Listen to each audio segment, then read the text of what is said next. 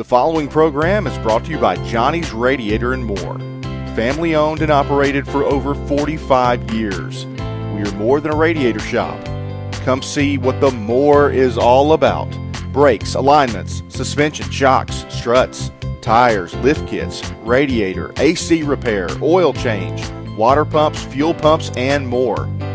Don't forget, Johnny's has a full line of AC parts in stock for all heavy-duty makes and models, logging, farming, construction, and heavy-duty trucks.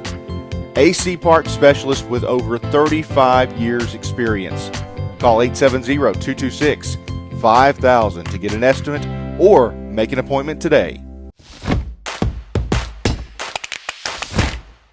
Well, Coach, good to be back with you.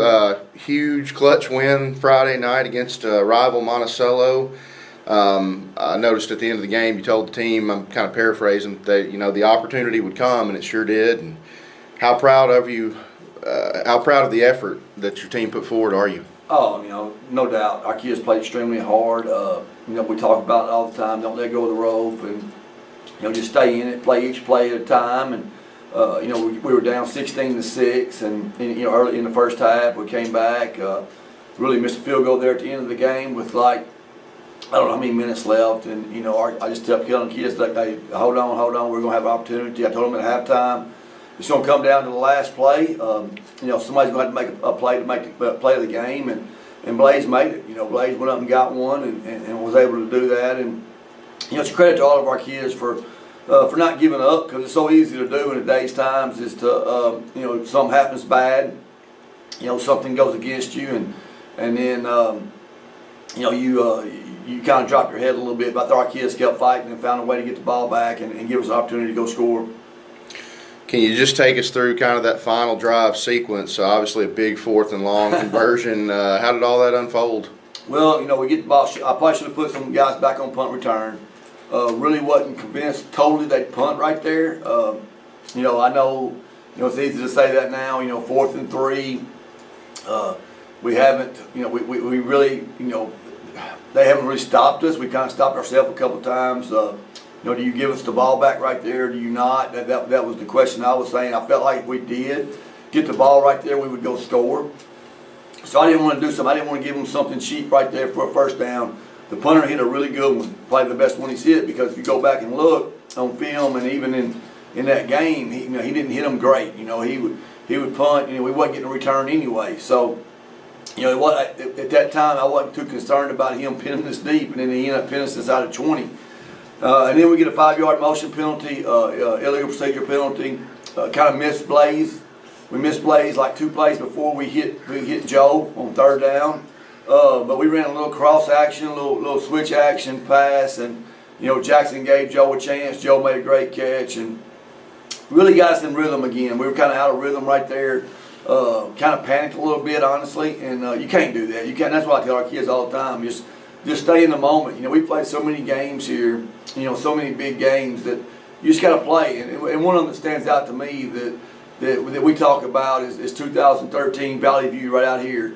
They're driving to win the game, or to win the game, or they're up. All they got to do is get a first down in the semifinals, and all they got to do is get a first down.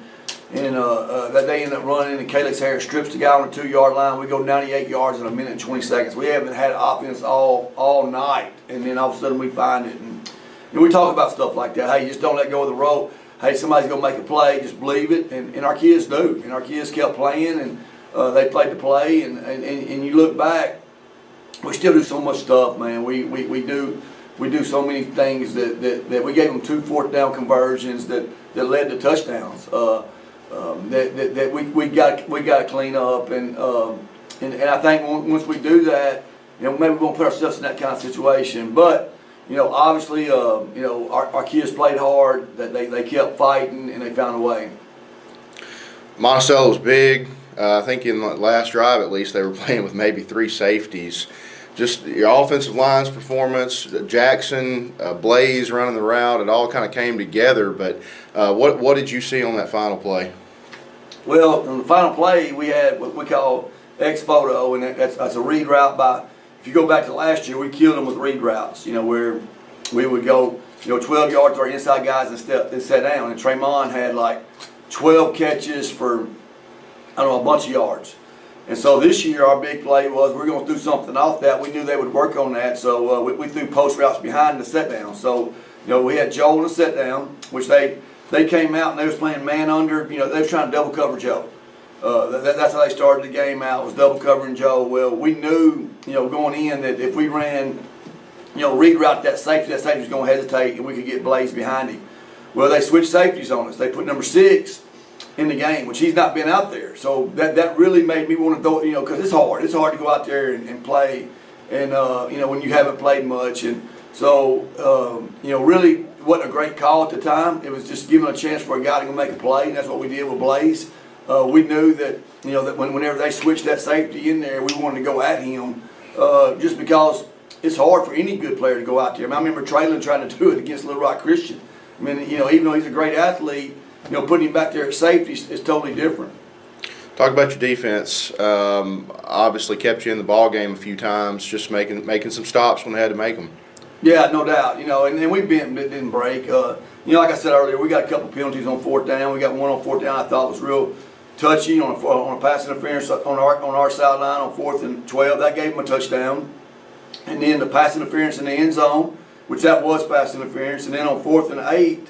On 4th and 9, we talked all week about, hey man, know where 5 is, know where 5 is, know where 5 is, and all of a sudden 5's running wide open down the middle of the field.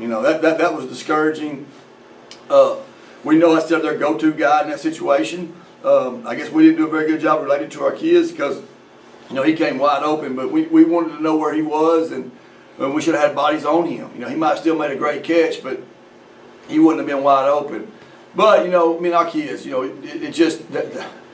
They were so big up front. They double teamed us. They our kids just kept fighting and kept fighting and kept fighting. And we give up one big play, the screen play in the first half. We didn't fit it right. We had a couple guys there that didn't make a tackle, and I thought we did play better on defense. I thought our tackling was a little bit better. I thought that our fits were a little bit better. But I still think we got a ways to go. We're not close to where we can be.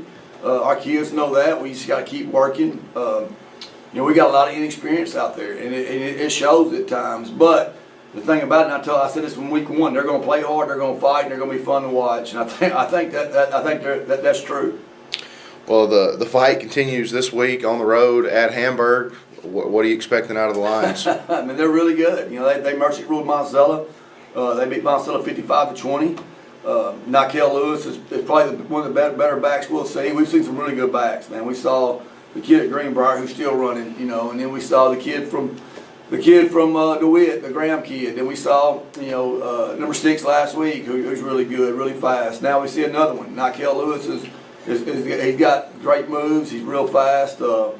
They got a great quarterback. He's been starting since he's a 9th grader. Him and Jackson both started as freshmen. They're both juniors right now, and he's very electric. He's very fast. And then they got 2 wideouts that can go get it. So they're going to be playing more balanced than we've seen the last few weeks as far as what they can do offensively. They got a home run hitter in their running back, and then obviously their quarterback can run, and then they got 2 wideouts that can go get it. And so we got to be better. I'm just being real. We got to be better than we were last week. We got to fit better, we got to tackle better, and we got to do all them things. And then offensively, we got to get more consistent. We can't drive like we did the first drive and have offensive linemen step wrong and we give up a negative play. And then all of a sudden, it's 2nd and 14. And we're not very good at overcoming them types of plays this year. It seems like it's happening more so than it's happened here. But and then we go down there again there in the second half, and we got a screen called, and it looks like it's supposed to be great, and our right guard misses. He blocks run. Well, that messes the whole string up. So we've got to fix that. We've got to fix that because it's happening in big moments. It's costing us points, and we can't afford to do that Friday night if we want to stay in the ball game. But I expect our kids to go out and play hard. I think they're going to practice hard. They're going to do everything they can to get ready, and we just got to go play.